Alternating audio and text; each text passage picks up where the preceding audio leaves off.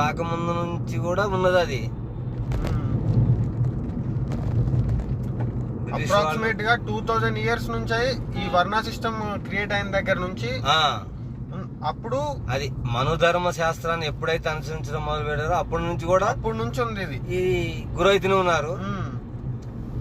అప్పుడు అంతగా వీళ్ళకి తెలియదు కాబట్టి ఇదే మా బతుకులేమో, మేమంటే ఇలానే ఉండాలేమో అని అలానే బతుకుతూ వచ్చారు.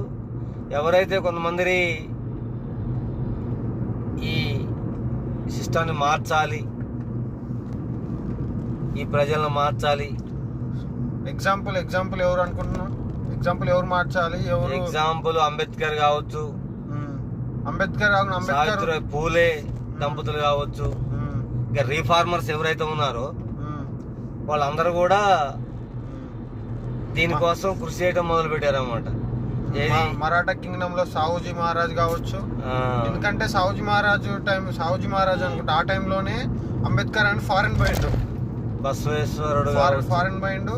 మళ్ళీ హిస్టారికల్ తమిళనాడులో అయోధ్యదాస్ పండితర్, ఇంకా పెరియార్ కావచ్చు.